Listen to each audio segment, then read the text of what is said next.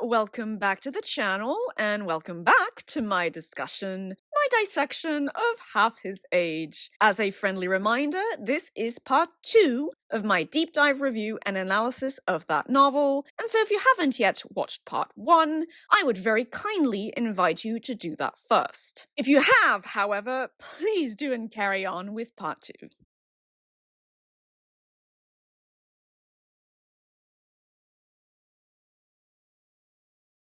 There's a fundamental lack of psychology in this novel. There is a fundamental, unrelenting lack of verisimilitude when it comes to character work and character relationships. And it doesn't get any better when we take a step back to analyze how all of this ultimately impacts and informs the book's theming, or you probably guessed it, lack thereof. I think it's pretty clear I'm only really interested in the way this novel uses, or rather misuses, if not exploits, the ideas of child sexual abuse and grooming to pretend it actually has anything interesting, meaningful, of value to add to the conversation regarding these topics. But technically, I suppose it can be argued this book also tries, well, actually no, fuck it. I'm going to stick with pretends to explore the way consumerism, capitalism, and patriarchy prey on young girls and feminine gender expectations centered on beauty and the male gaze. But just as with everything else, there's nothing here of actual substance. Just like there's nothing of actual substance in terms of class analysis or theming on class conflict in fucking Saltburn. Yes, okay, Waldo shops to fill the void inside of her and do something interesting and more developed with it, or get the fuck out. Yes, it sucks that girls and women feel the need to waste money on clothing they don't even enjoy, or makeup they don't actually want to wear, and, again, do something actually interesting and more developed with it, or get the fuck out. Half His Age doesn't contain anything more than the thinnest veneer of commentary about this stuff. It never rises above, I shop because I feel really sad and gross about myself, and isn't it kinda sad and cringe that I feel the need to give the lads as many boners as possible, despite the fact we're killing the world with plastic and filling the pockets of wanker billionaires, but also, welp, what you gonna do? And also at the same time, kinda teehee? Like, if I wanted the most superficial kind of anti-capitalist takes imaginable, I'd just reread Philip Pullman's The Freaking Rose Field. Yes, as an FYI, I finished the Book of Dust last year, and holy shit, was that third and final book bad. I do not recommend it. It is not worth your time. And yeah, Pullman pulled a capitalism is so bad that it actually kills demon stunt at the 11th hour in it. True story. 'Cause greed and profit kill your soul. Get it, guys? Get it? Cool. But so yeah, Half His Age is at that level of superficial and underbaked as fuck. It could be worse. Undeniably, it could be worse. Yes. But it certainly doesn't redeem this fucking book and its irresponsible shit in any way, shape, or form. So that's all I've got to say about that. So let's move right on to the way this book engages with the topics of child sexual abuse, abuse more generally, actually, and grooming more specifically. Or rather, doesn't. Because the simple fact is this book barely features any actual on-the-page grooming. The problem of telling and not showing rears its ugly head yet again, and in a way that is, here, arguably a lot more problematic. This is because of everything I've already covered in terms of character work, and because what little grooming there is, or more precisely what little signs of grooming has actually taken place there are in the actual text, show up way too late in the sequence of the story's events. All the things I said and excerpts I already read out about Waldo's, sorry for doing this, vagina pulsing at the mere sight of Mr. Corgi, day 1 of senior year, about her aggressive pursuing of him, about her unbridled, insanely inappropriate thirst for his attention, and ultimately cock. All of that happens without any sort of input or, actual grooming on Mr. Corgi's part.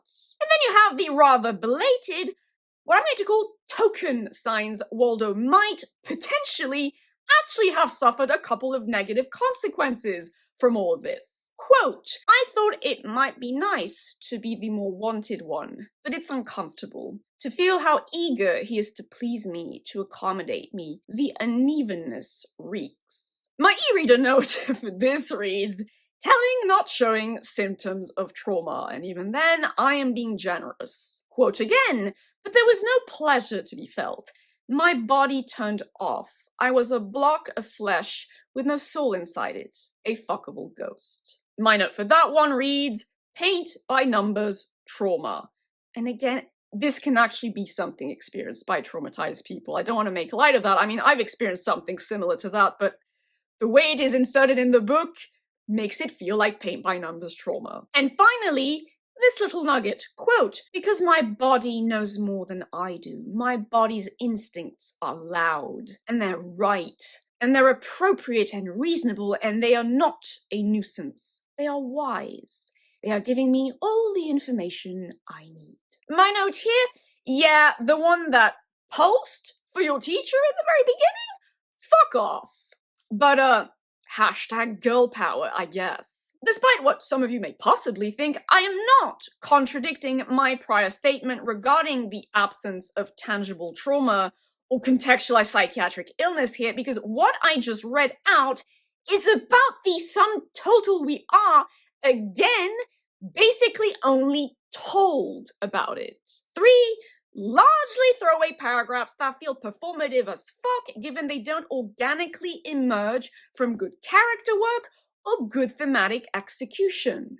None of it is earned. It's more like, after all the porny sex and edgy characterization it indulged in, the book suddenly had a moment of radical clarity and went, oh right, shit, she is a minor, Mr. Corgi's 40, would post me to shit. Okay, let's add a couple of lines about Waldo not feeling so great about all of this, and also have Franny mention the word grooming. See, guys, I did it. I mentioned grooming. There's totes grooming in this, and I totes showed everyone it's all bad. One could argue it is better to have something than nothing at all, and that it's better to have it happen towards the end of the book than never. Sure, I don't necessarily disagree with the former, though honestly, given how superficial and actively hindered by the rest of the book's twaddle it all is, it feels more like, once again, a performative slap in the face than anything else. And as to the latter, I mean, yes, insofar as it is not at all uncommon for victims to have a delayed, if you will, traumatic reaction to abuse. It can, in fact, take some of us years to fully recognize we've been abused, and for the PTSD to fully, volcanically explode inside of our brains and bodies. I should, once again, fucking know. And ultimately, I'm pretty sure this stuff has been wrecking my nervous system ever since it all started. It's just that my body-mind literally had more energy to actively dissociate from it. Can't do that anymore when you suffer from chronic fatigue on top of everything else, and again, I'd wager this goes for a lot of victims. But that's, again, not what actually happens with Waldo in this novel. There is no true grand or even gradual awakening to the fact she's been abused, much less groomed and raped. At the very least, not in a way that feels grounded in the actual reality of these kinds of situations. Because again, refer to everything I've covered in terms of character work, telling, not showing, eating your cake, and having it too. If all that wasn't enough, just when you'd think the book would perhaps dip its toes a little more properly into the negative consequences of abuse, it fucking doubles down on Waldo's largely age-incongruent, nonsensically fucked in the head, and thus verisimilitude breaking, cynical bullshit. This is where the book actively became offensive to me, personally, so again, take it as you will. Waldo eventually breaks up with Mr. Corgi after playing house with him for a few weeks, and whilst his emotional neglect and self-centeredness certainly play a part in her decision, you're also very clearly given to understand that at the end of the day, it had all mostly just become a little too boring for her. I mean, how could one possibly satisfy one's dopamine cravings with the pedestrian pleasures of domestic comfort? Am I right? Quote, "The mundanity is crushing. The routinization of domestic life, excruciating. A never-ending pile of bland logistics and interchangeable exchanges, each day bleeding into the next, nothing differentiating them." My note for this reads, very frankly, fuck you and fuck this book. To be clear, fuck the character, not the author, and fuck this book. Quote, "This is boring, sad, vanilla, tired sex. Because we're boring, sad, vanilla, tired people. All it took to get here doesn't matter. The forbidden love, the age gap, the broken marriage, the casualties, none of it matters. We're not special. We're just two people who were brought together because of how fucking lost we both were." My note here, absolutely fuck this book.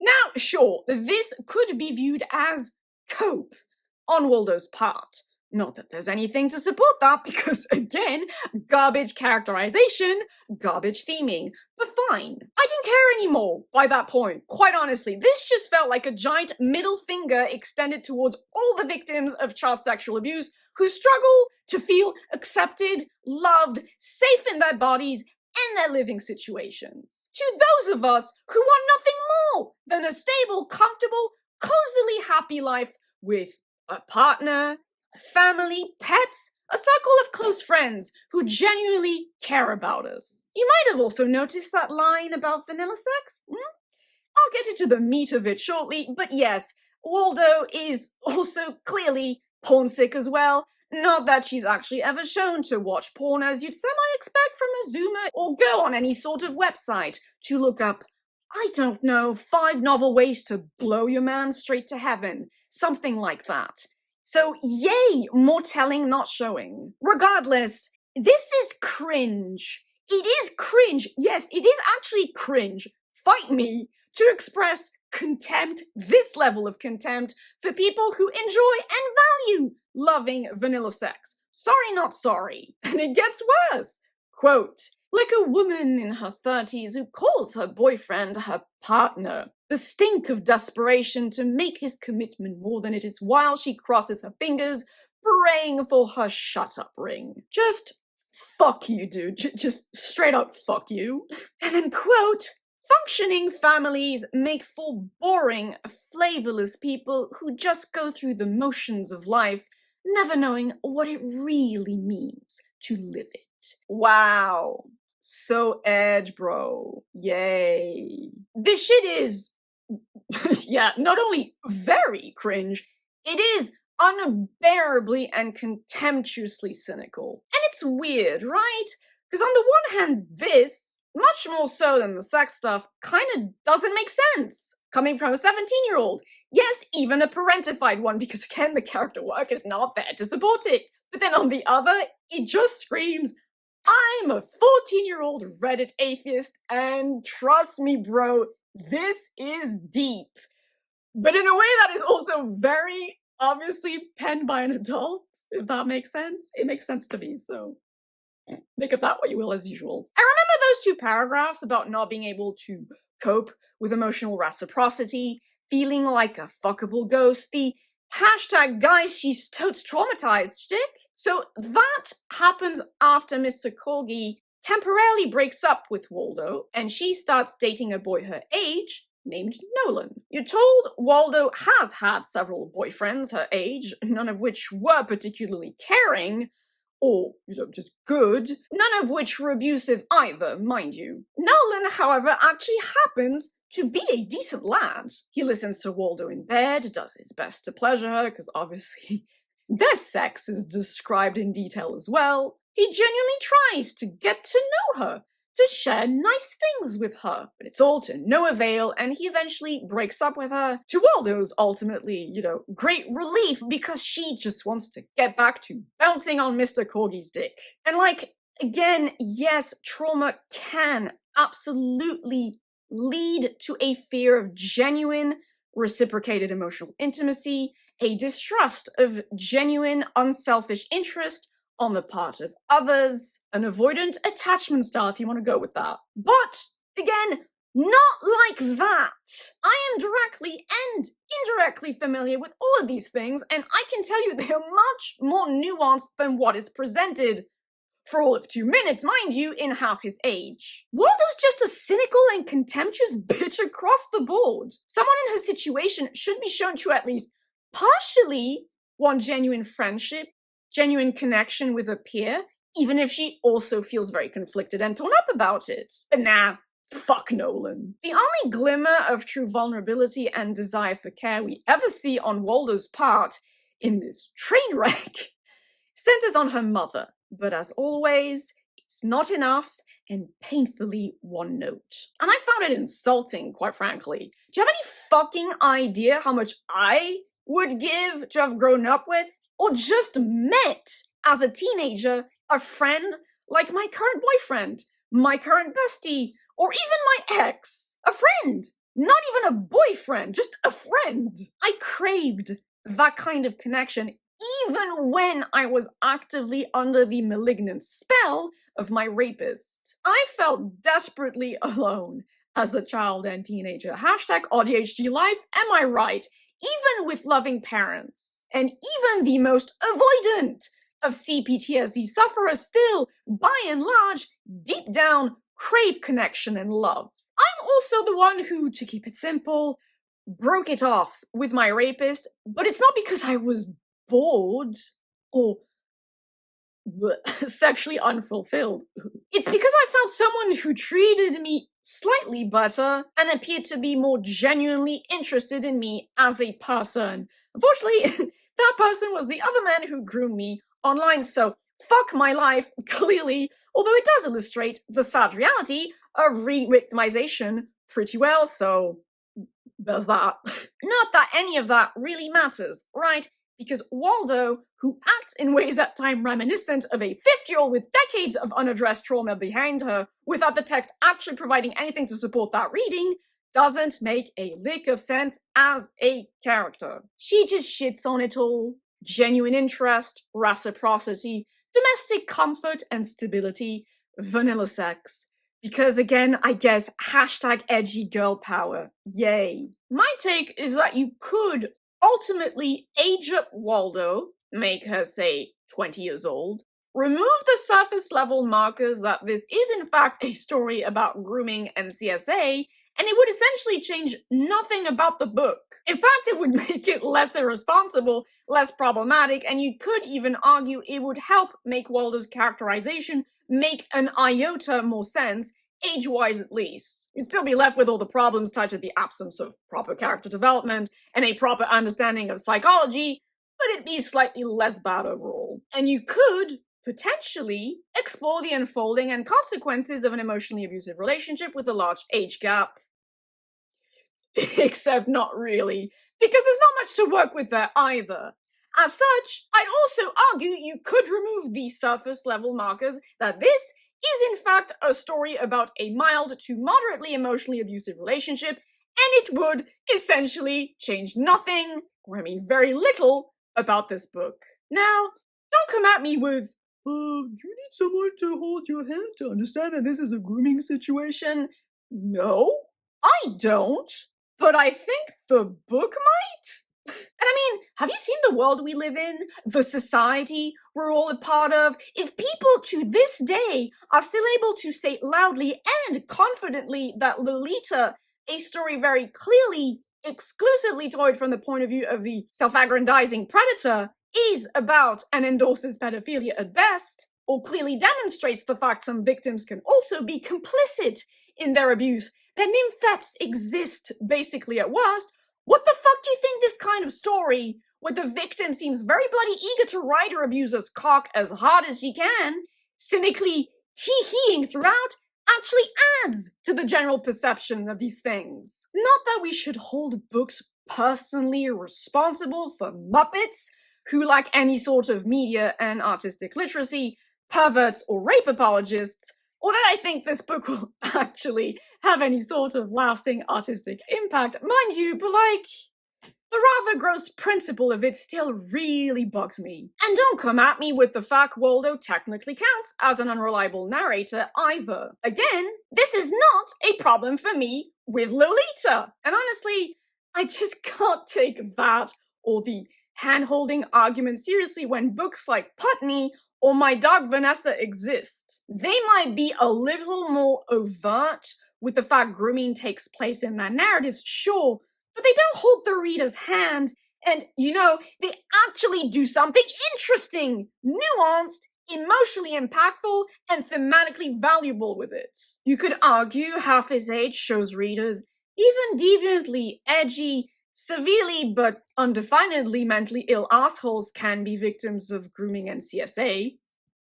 Sure, but then again, do something interesting with it. Dive deeper. Show us a real hurt and hurting child at the heart of it. Show us genuine vulnerability, conflicted parts, something. Yes, there's a miserable, tiny little crumb of that in the book, but it is not nearly enough. Lionel Shriver, I've never mentioned her on my channel before, but I've actually read We Need to Talk About Kevin. She, for instance, does something like this, and with a much darker type of character, that of a young school shooter with presumably sociopathic tendencies in her book, so it's doable. At the end of the day, the simple fact is Half His Age reads uncomfortably like a dark, very toxic romance. Okay, perhaps not quite given the fact romances, and I learned this very recently, are supposed to have a happy ending. I did not know this, but still. So, okay, I'll adjust. A dark, toxic, pseudo-romance that suddenly realized it really shouldn't be that about 3/4 of the way through. And I could leave it at that, but come on. Did you really think I was gonna skip over the sex stuff? No. No. Half His Age doesn't care about verisimilitude. It feels fake as all hell. Its pathetic excuse for commentary feels painfully performative. It even has product placement in a weird way. It has, all in all, very little proper substance. No. Pride of place is given to style, and the edgily written, cheap, shock-valueful sexual content of this book is a fundamental part of it. I've established that Waldo is a hypersexual horn dog, inappropriately so. The story, such as it is, and its focus on sexual encounters, upholds this. The first-person perspective and porny descriptions uphold this. I mean, Christ, the book opens up on a relatively graphic sex scene involving Waldo. I know I've already shared a few quotes illustrating all of this, but here's a few more. Quote, I bounce on him as a whiny plea to get him to take charge again, to move himself into me with the force and pressure from 30 seconds ago when he was dominating. End quote. He is quite literally fucking my brains. That should actually be metaphorically. That's an improper usage of literally. Okay, so he is quite literally fucking my brains out. Ouch. All my stupid anxieties and cynical thoughts, my woes and insecurities, my open tabs and fast fashion carts, gone and replaced with this. I'm alive, finally. My e-reader note for these two reads, written like any other mildly spicy, dark romance with light BDSM undertones. What is it that makes his fucking measurably different from that of her previous same-aged partners exactly? Honestly though, this is still relatively tame, but I would be hard-pressed to find significant differences between this kind of writing and the kind of writing I've encountered in the likes of again, and I'm as shocked as you all are. Fucking fourth wing! Don't worry though, it gets worse. Quote, I spread a flimsy toilet seat cover on the toilet and half of it falls into the bowl. I don't even understand that sentence, whatever. The same way they always do. So I sit on the half that stayed and piss. It's a long stream, a hearty stream, a juicy stream. I'll admit, that's not sexual unless this is Waldo's way of telling the reader she'd like to try a golden shower one of these days. But to me, it still absolutely counts as an example of her edgy for the crack bullshit. Because outside of that, I got nothing for this one. And also, juicy urine? What does that even mean? But moving on, we then have the big one. The period sex one, and let me tell you, it's a good thing I'm not monetized and don't have to worry about that. Quote, and this is a long one. He stands up, penis bobbing towards me, rests his hand on the small of my back, and impales me like it's nothing. And I wrap my legs around him like it's everything. I rip off my shirt and bounce on his cock. What's with all the bouncing? Can someone explain that one to me? There's a lot of like bouncing. Who has the energy to have sex like that anyway? Well, he grabs some towels and spreads them out on the bed. He lifts me off of him, sets me on top of the towels, and slaps my tits with his bloody dick. Slap my face with it. I say, what? Slap my face with your bloody dick. Are you sure about that, Waldo? Do it. Slap me in the face with your bloody dick. And so he does. It makes a soft, smacking sound when it meets my cheek and the blood splatters onto my eyelids and forehead. Do it again, I say. So he does. Again, I say. So he does. There's something deep in me that wants this, to be slapped by a dick covered in my own blood. I want the small smack of pain, the flick of the blood drops, the smell of metal. It's disgusting, but it's what I want.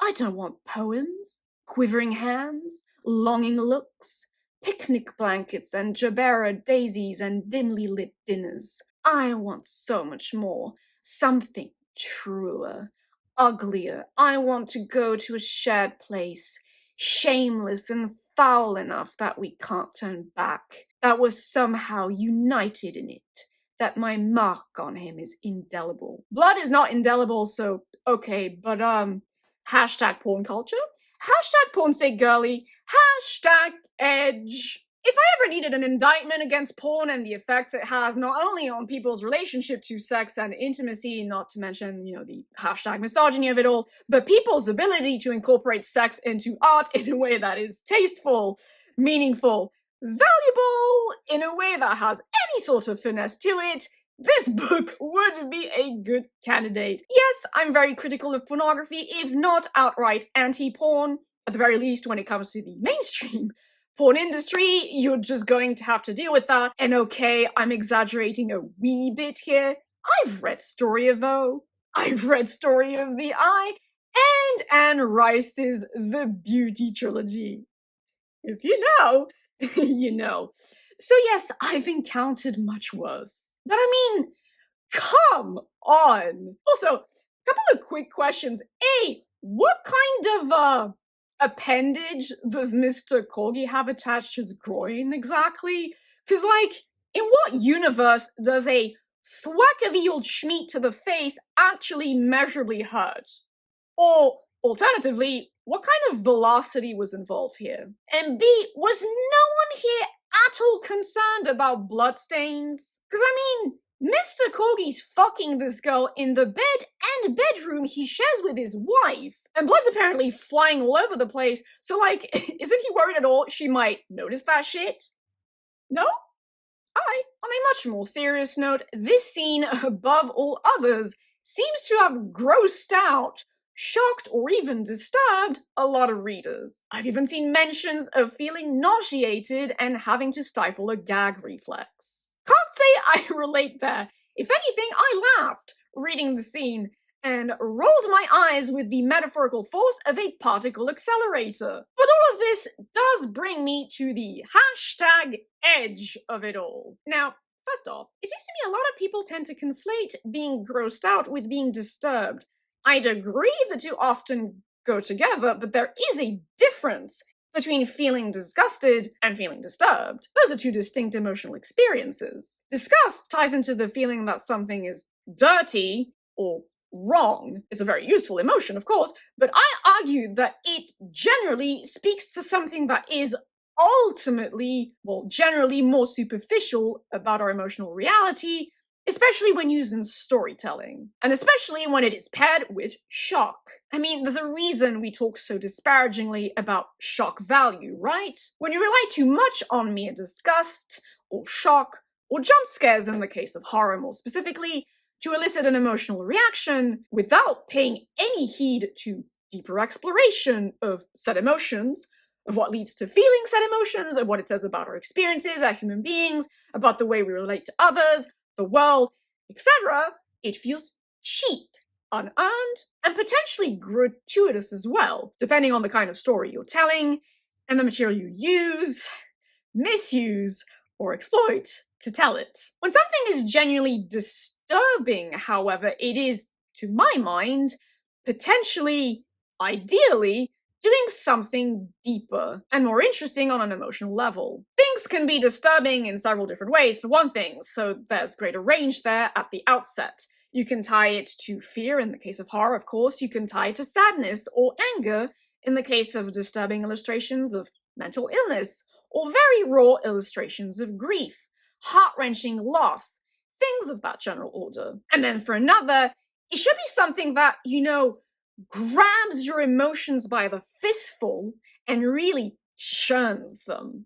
Something that disturbs the emotional status quo you happen to find yourself in when you encounter it. The line separating disgust, shock, and deeper emotional disturbance can certainly, yes, be pretty blurry. I will happily concede that, and your mileage will inevitably vary with this. But for me, personally, when I say something is edgy, it's not because I found it disturbing as such. It is because I found it relied entirely too much on cheap and ultimately empty shock value and or ick factor, as the case may be. And so it is now time for me to bring back Saltburn and Promising Young Woman into the conversation. I never even heard of Emerald Fennel until a couple of months ago, when I learned she'd decided to make a, let's be clear, non-adaptation of Wuthering Heights, or, Wuthering Heights, which has now released worldwide, and which I'll probably watch, at some point, just to see how big of a train wreck it actually is. I took a look at the controversy surrounding it,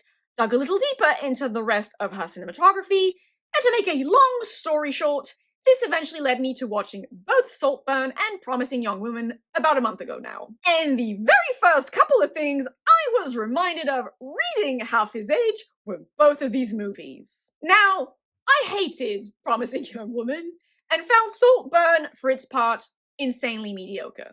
What matters here, however, is that all of these stories suffer from similar problems.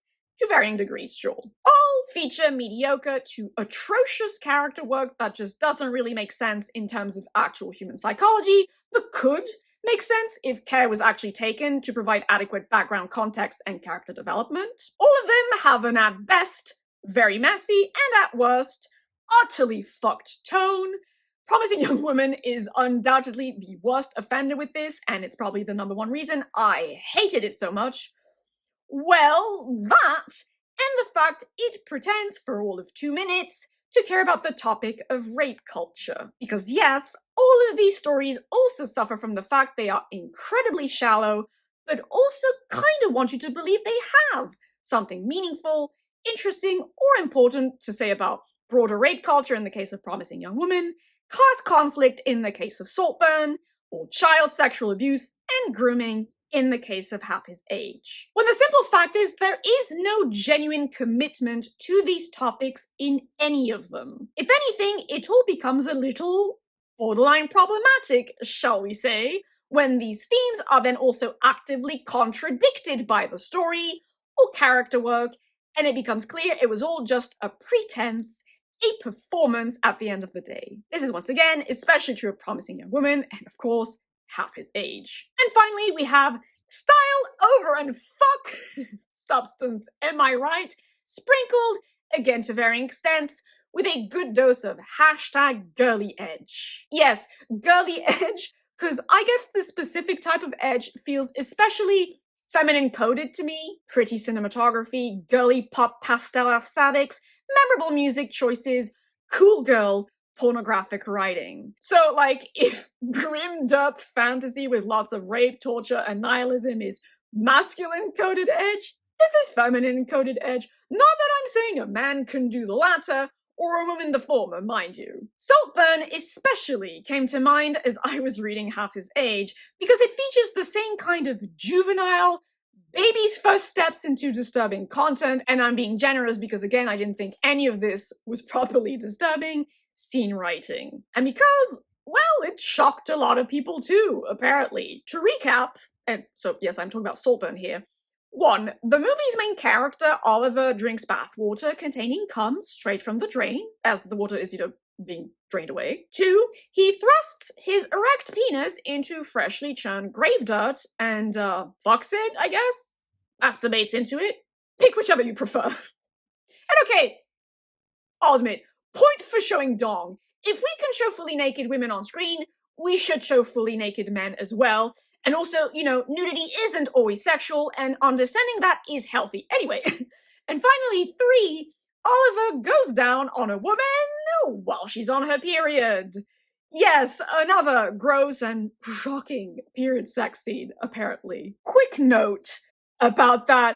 Can I just say to the ladies in the room, I'm really disappointed that such a not insignificant number of you are this grossed out and shocked by period sex. I guess internalized misogyny is one hell of a drug, because, like, what are we doing? What are we doing here? This is 2026. We should be past this.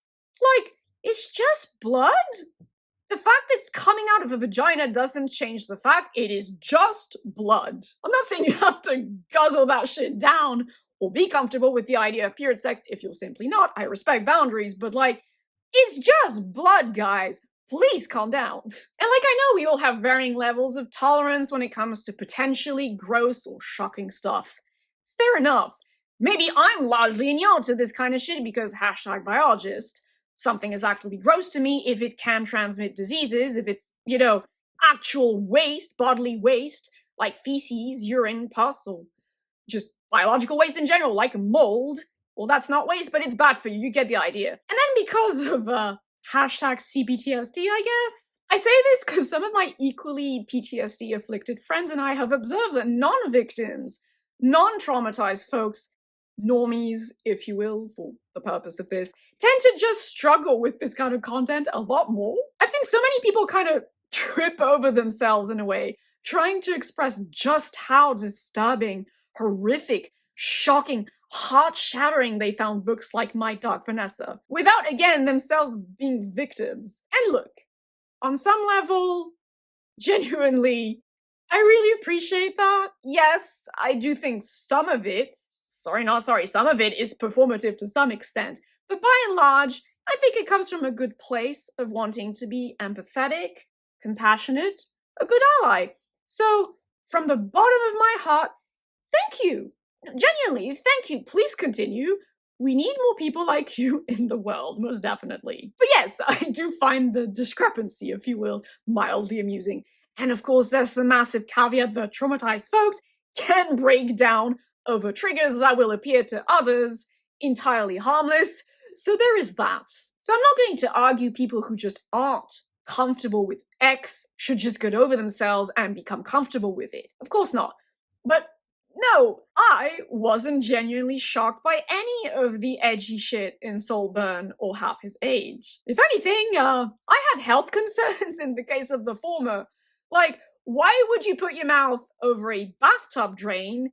And wouldn't you be worried about getting wet dirt stuck under your foreskin? Because I don't think that's good for penile health. And then practical concerns in the case of the latter. Again, why is a cheating scumbag not worried about potentially very visible bloodstains? Okay, with period sex, there is also, technically, the potential risk of STIs, given none of the participants are ever shown or stated to have gotten that shit sorted out beforehand, and that goes for both, so fair enough. But I certainly wasn't disturbed because, again, edgy shit isn't meaningfully disturbing to me. Now, sure, the fact half his age contains pornographic, pornography light, if you want, sex scenes involving a minor, and that it doesn't treat the topic of CSA or grooming with the grace, respect, or finesse it needs, that's disturbing to me. But that's much more about the way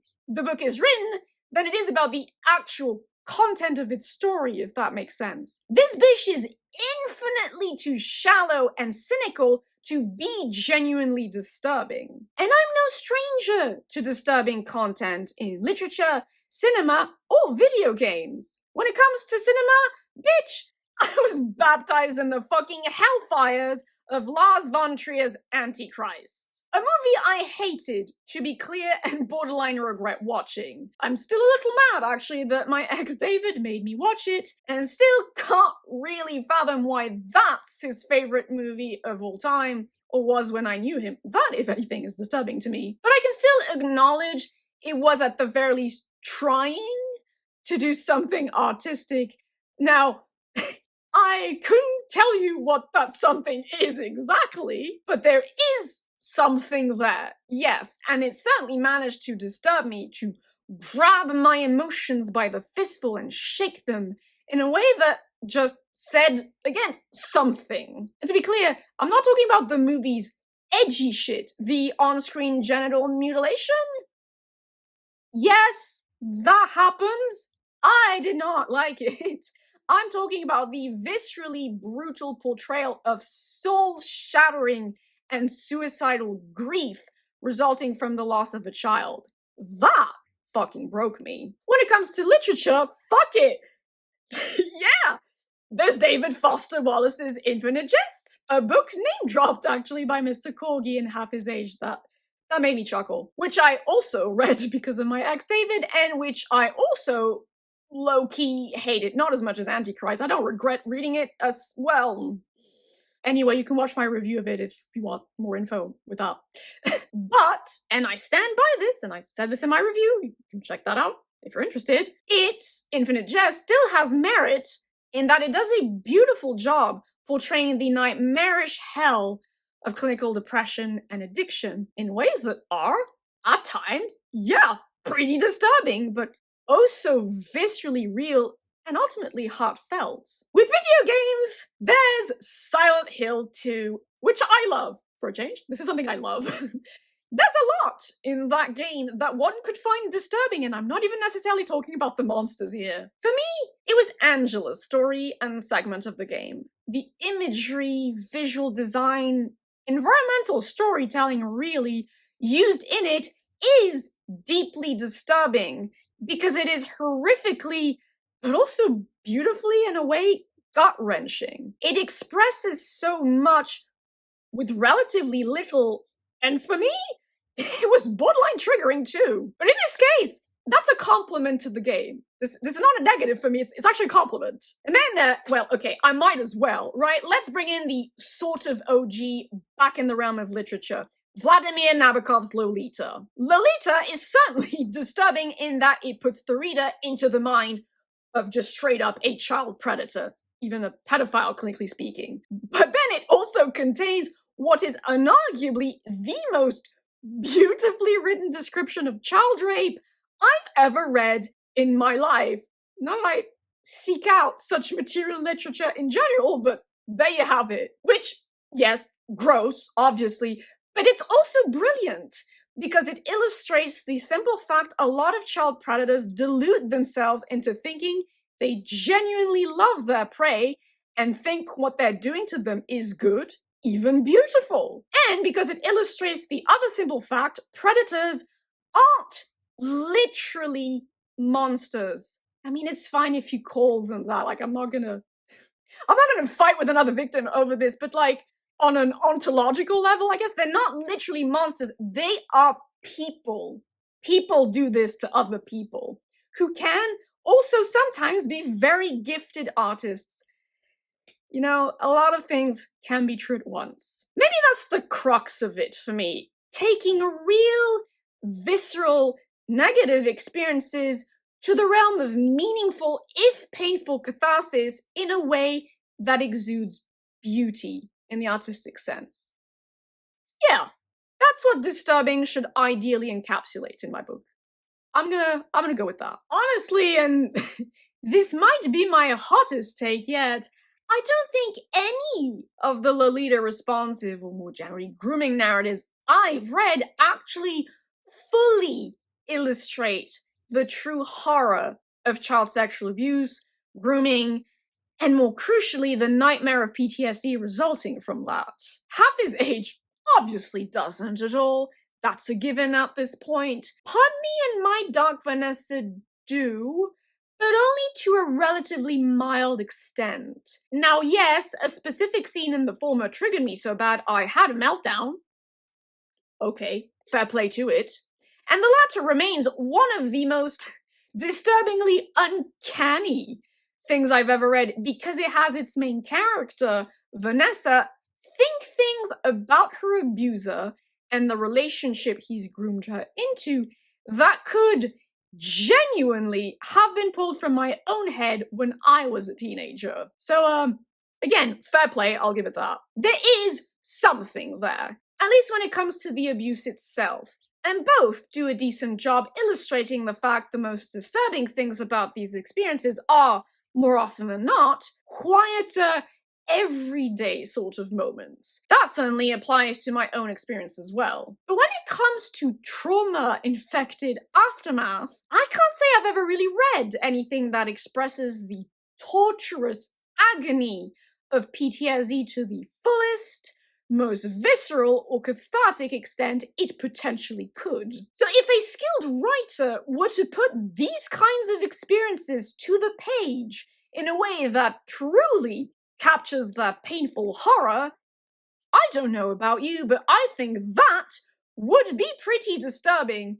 And in a way that would probably send the kinds of readers who felt nauseous at a bit of edgy period sex screaming for the hills. Or not. As always, you be the judge of that. So there you have it.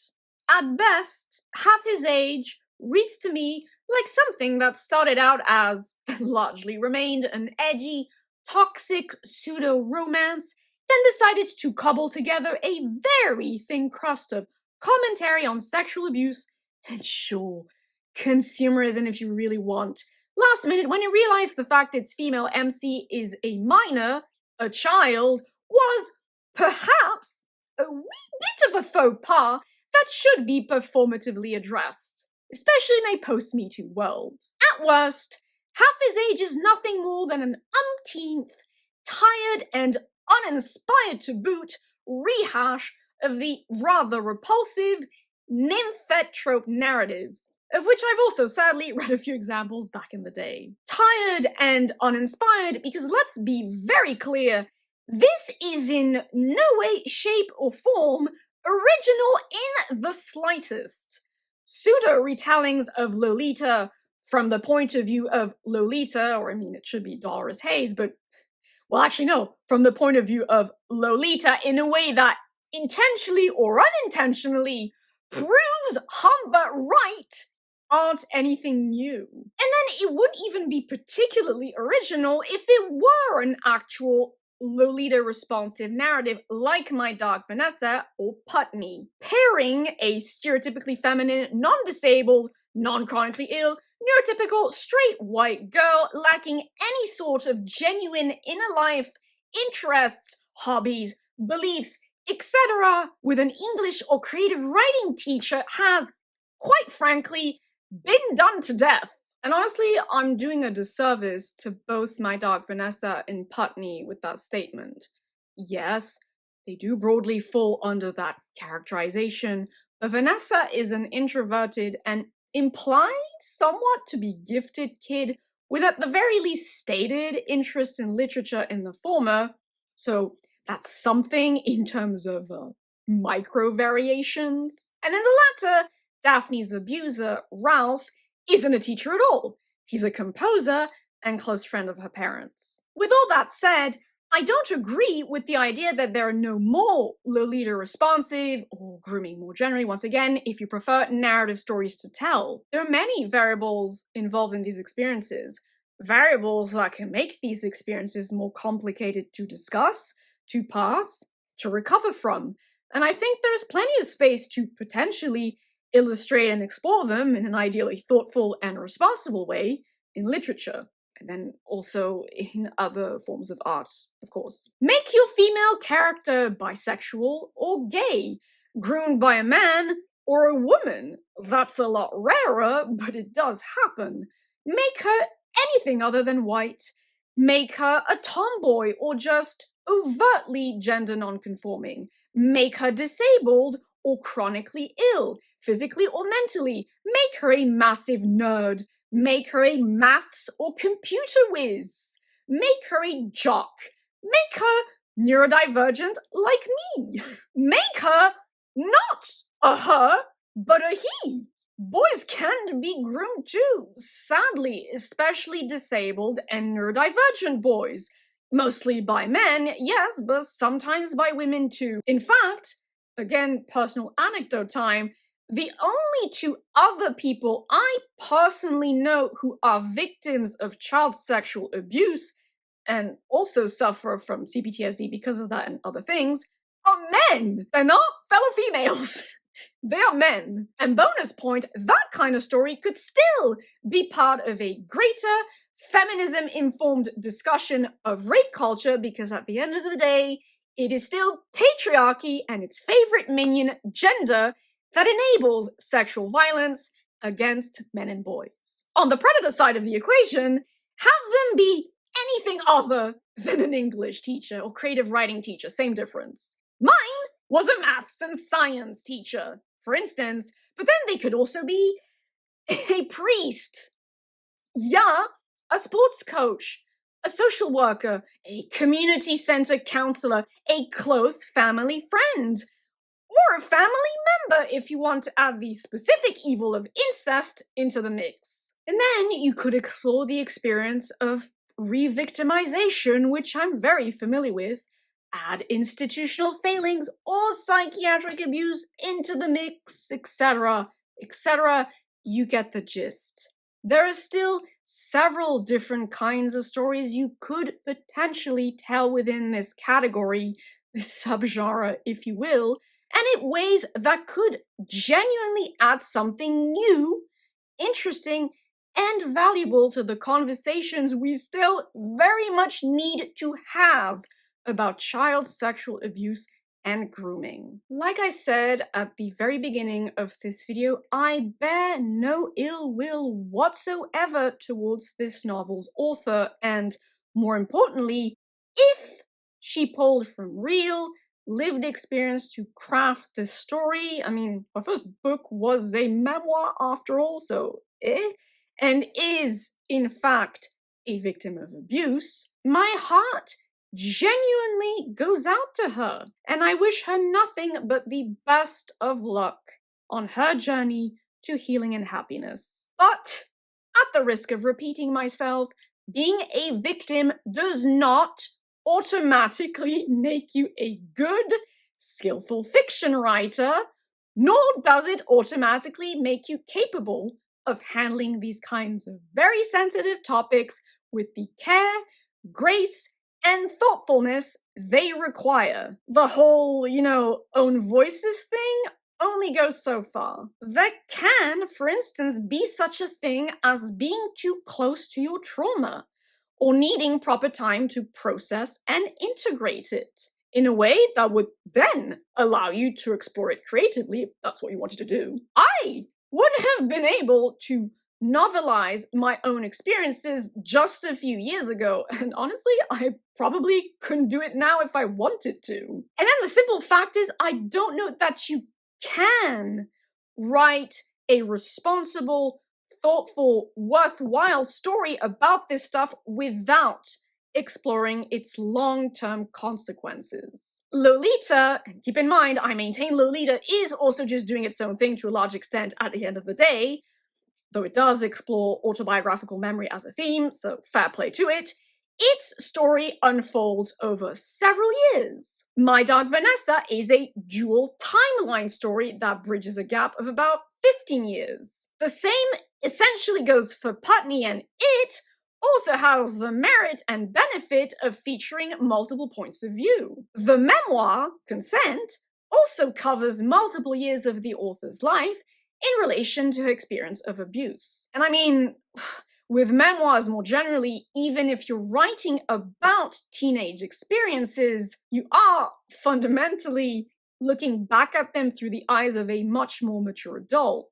Well, assuming you're writing it as an adult, of course, but that is usually the case. And you don't need to write a brick to do this, by the way. She don't got to be thick, actually. Lolita, or at least my edition of it at any rate, is shorter than half his age. Not by much, mind you, and I know it's also a function of just the size of the font you use, etc., but still, my point stands. And neither My Dog Vanessa nor Putney are particularly chunky books either. Given all the pointless, shallow, and edgy fluff it contains, half his age could be a novella, in fact, if not a short story. And at that point, well, what is the point? What is the point of this voyeuristic, uncontextualized, and thus exploitative snapshot? Or should I say real, as in R-E-E-L at the end of the day? This book is trash. Thank you for coming to my TED Talk. It is empty, edgy, irresponsible trash, and I hated it. But at the risk of repeating myself yet again, I do not hate its author. I hope for her sake she writes infinitely better and actually, worthwhile fiction in the future. I certainly do not hate her. Nor do I believe she is advocating for the goodness of child sexual abuse or grooming with this novel. Absolutely not, because again, hashtag death of the author and hashtag separates the art from the artist very consistently. It's all good, but I do believe she is clearly, at this point in time, deeply unequipped to handle this topic properly in fiction. So that's all rather, let's say, regrettable, but okay, fine. That being said, actual shame on the publishers for having greenlit this. They should absolutely 1,000,000,000% inexcusably know better. And also, while we're at it, the deepest burning shame on whoever the fuck approved this shite. We are in the year of Our Lady 2026. The fucking Epstein files are raining down upon us like noisome fire and brimstone, and this is what you went with? Really? What are we doing? We should be past this. It wasn't okay in Nabokov's day, and it's certainly not okay today. Fuck's sake. To further prove my point, this kind of shit, bad. This is bad. I mean, I love my Penguin Classics edition, but this is bad. Okay, bad. This, still kind of a bit less bad. I think there's slightly more justification for it, but still not exactly ideal, especially given the quality of this novel. I mean, well, Lolita is a masterpiece too. You get the idea, but bad? Well, less bad, but eh. This, however, good. Good. Nice illustration. Conveys quite a bit of emotionality. That's the whole freaking butterfly thing, which, harks back to the fucking poem by Nabokov that is name-dropped in the novel. Good. More of this, please. But then again, this, atrocious. Shame. Shame.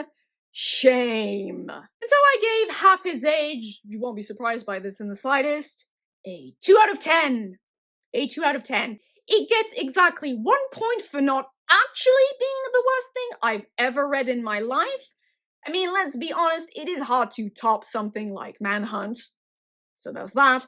And then another singular little point for the fact it still might, despite everything I've said, resonate with at least one victim of abuse. I will never, ever take away something that may just about help at least one other victim on goddesses' green earth, make sense of the painful shit that was done to them. So on the off chance this applies to half his age as well, then that just about justifies its miserable existence for me. That being said, I maintain we all deserve infinitely better, and boy have I excellent news for you there. There are, in fact, infinitely better books that explore these topics. So once again, we have My Dog Vanessa, written by Kate Elizabeth Russell, and holy shit do I appreciate it a lot more now that I've read the other Trope. It was a very good 7.5 out of 10 for me. Then, yes, Putney, written by Sofka Zinoviev. This book doesn't get nearly enough love from the people who are somewhat knowledgeable about this kind of literature. I mean, I've never really seen it discussed anywhere, which is a damn shame, so please go and read it. For me, it was an 8.5 out of 10. Yes, I think this is better than My Dog Vanessa. Well, okay, My Dog Vanessa is actually better when it comes to a very specific element of story crafting, in that it illustrates the kinds of thoughts a victim of grooming might have extremely, I would say, uncannily well. But on the whole, as a work of thoughtful fiction literature, Putney is, in my subjective book, the superior choice. Ultimately, though, you should read both. And again, if you want to add a little bit of nonfiction to the pile, go with Vanessa Springora's Consent. And now I'm done. I promise I am done. You cannot imagine how good it feels to have got it all out. As always, I hope you found this review interesting, engaging, informative, enjoyable, maybe not quite the right word there, given the topics discussed, but you know what I mean. If you'd like to share your feelings, thoughts, what have you, about Half His Age or any of the other works of fiction I've mentioned, please feel free to do so in the comments down below. Yes, even if you disagree with some or all of my takes and opinions, even if you feel a little miffed about them, as long as you stay respectful. If you don't and act like a twat, I will delete your comment. Simple as that. And on that very final note, I hope you will have a lovely day, evening, or whichever time of day you prefer.